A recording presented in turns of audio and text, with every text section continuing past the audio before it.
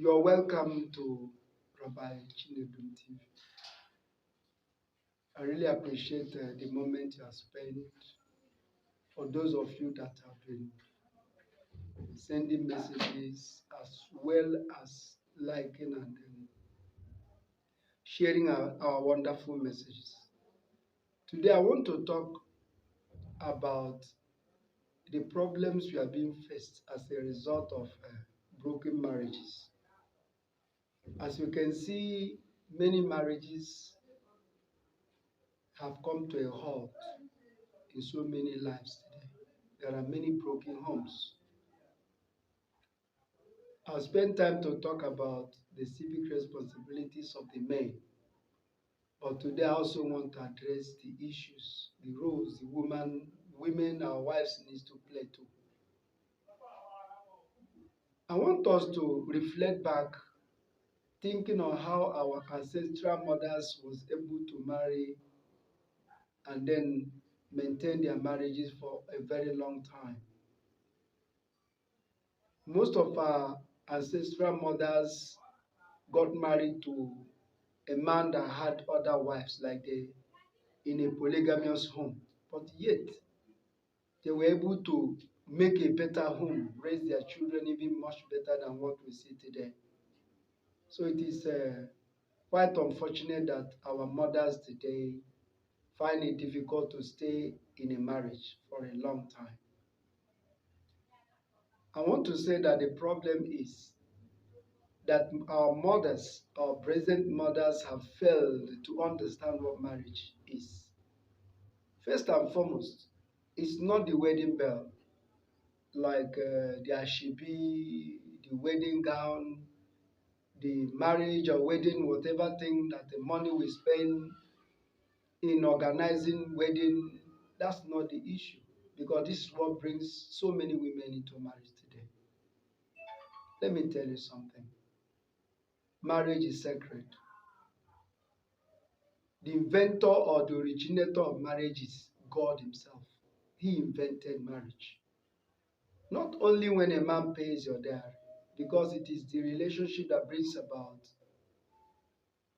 what we see today as marriages. Because if two people have refused to come together, it is impossible for us to see marriages. So the first question I want to ask you is, before you enter into marriage, what exactly were your plans? What are the things you were able to see before you say yes to that man? That's the most important thing. Once you say yes, meaning there are some challenges you're going to be faced with. And in this challenge, what is expected of you as a mother is to do what is needed. Why am I saying this? As a mother, first and foremost, you should realize what womanhood is.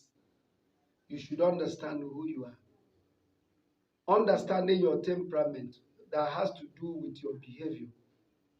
Before you say yes to a man, do you look at yourself as one that can be able to cope? Because that particular man was not raised with you. You were raised in a different family, and this man was also raised from a different family. But all of a sudden, one little misunderstanding, you're off. You pack your things and you go back to your mother's house. And then another problem I see in this present generation is what I call women liberation.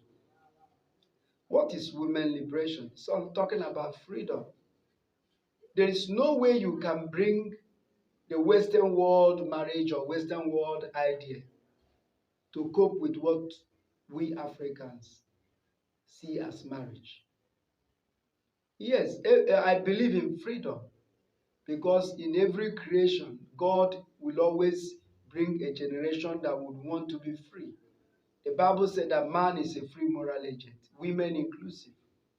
But one most vital issue I want to talk about in this discussion is, are you trying to marry your husband just the way a British man or American marry their husbands?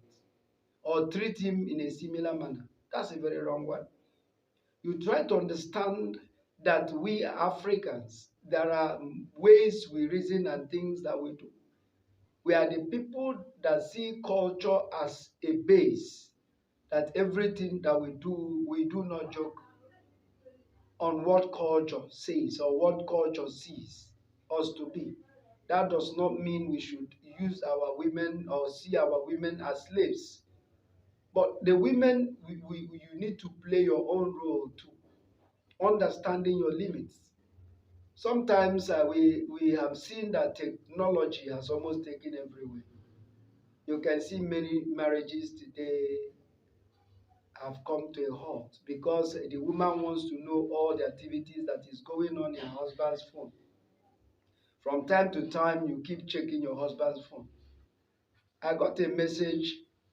Can I say that message came as a form of something I read through, that a young man was just there and a lady just sent a text telling the young man that she has just lost her menstruation.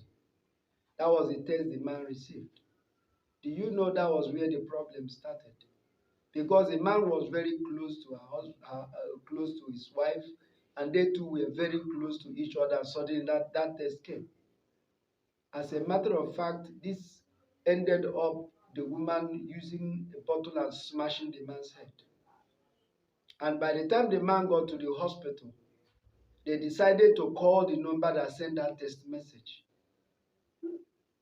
It was a great shock that the lady in question that sent that text said, I do not know who the man is.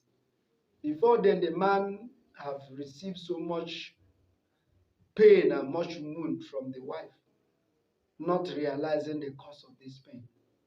You need to understand that life is all about knowing oneself. I've spent time talking about the men. Equally, our women too, we need to sit up. Sometimes we see that our children has become a weapon to fight. But that's not an option, because at the end, you too will suffer the consequences of your actions. I thank you because I believe in subsequent time we are going to educate you more. If you have questions, you may put across. Subscribe, like, and then you can equally share. Thank you. I remain your friend and brother, Rabbi Chinedu.